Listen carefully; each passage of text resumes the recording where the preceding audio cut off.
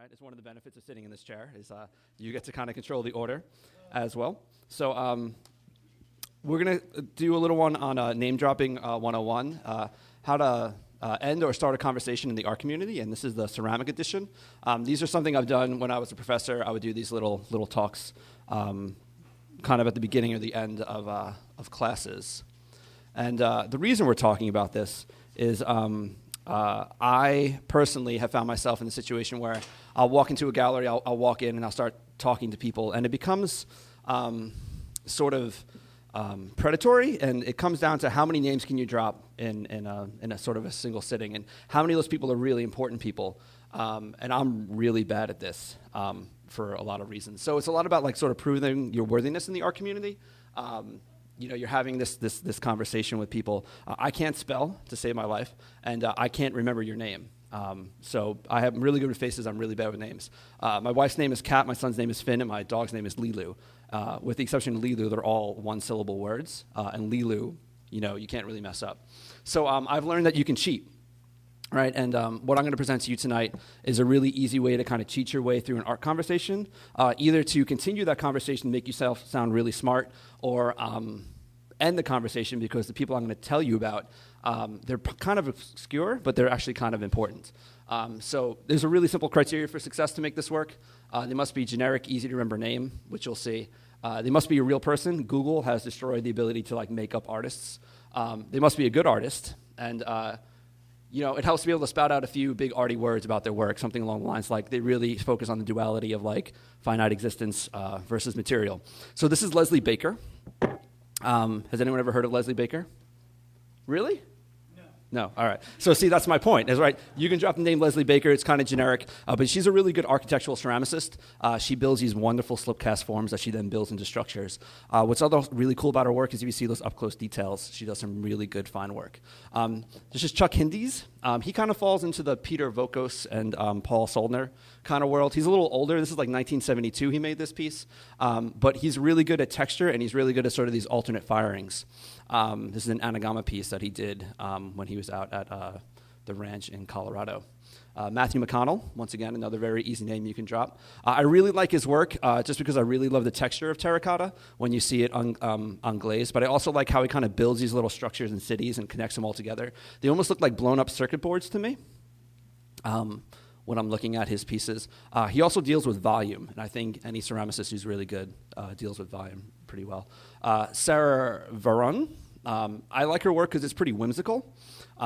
She draws on her pieces, these little kind of fun, funky little cartoons. But what I also like about her piece is that there's a human element. If you look at the bottom of her pieces there, you can see those little indentations into the glaze. Those are her fingerprints. So when she was holding those pieces, she flipped them over. Christina West, I don't know why there's a big gap between the W and the E there, but I really like her work because of the scale of her pieces. Anyone who's ever worked in ceramics knows that make anything pretty large is actually rather challenging. So to give you a sense of scale, her pieces are roughly 4 feet high, and they're really kind of off-putting when you look at things that size. This is Simon Levine, and Simon Levine is the one artist in here that gets a pass in my book. He's an Alfred Potter, and I really don't like Alfred Potters because Alfred Potters all look the same. But Simon named that jug up on the left-hand side. He called it a whiskey pitcher, and anyone who needs to drink whiskey out of a pitcher gets a pass in my book. We allow that to be good ceramics. Jill Allen, very fun and whimsical. She makes these great little sculptures. They're literally no taller than about 2 or 3 inches, but really good mixed media artist and really imaginative. They're all kind of this series that she throws together, these little sort of droid robots doing different things. All right, so I threw a Korean artist in here too. I'm going to mess up her name, but it's Hae-Jun Lee. And she makes work about immigrating here to the United States in relation to her experiences in Korea. And the reason I like her work is she makes these big architectural installations that deal with very formal Korean ceramics.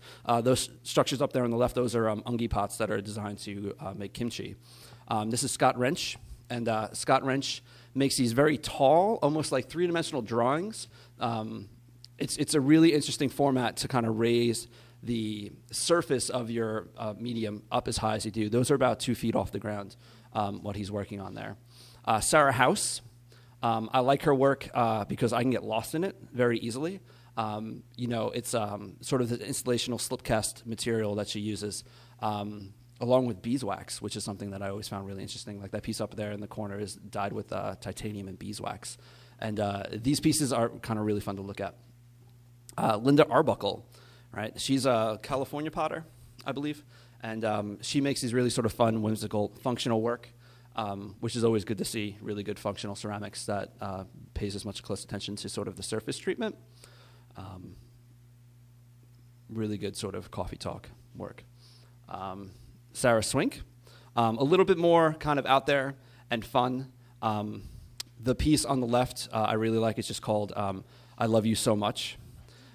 So I kind of dig what she's doing. There's a lot of self exploratory and examination with her work. This is Kayla Stein. And she gets a pass as well. She actually teaches at Alfred. She's not Alfred trained. But she makes these beautiful slip cast porcelain pieces. And what I really like about her work is that if you look in the upper right-hand corner, slip casting usually makes a perfect surface, and she works very hard to make her surface imperfect. So the pieces up there on the left or the right, you can kind of see have that great. Bethany Kroll. I really like her work. Again, sort of this really refined, sort of whimsical fun, and anyone who's going to knit a sweater to put on a ceramic ceramic cat, I think deserves a little attention. And this is the last one. This is Jonah Pike, and her work is not as refined as the rest of them, but where she finds her materials to cast are usually industrial waste sites.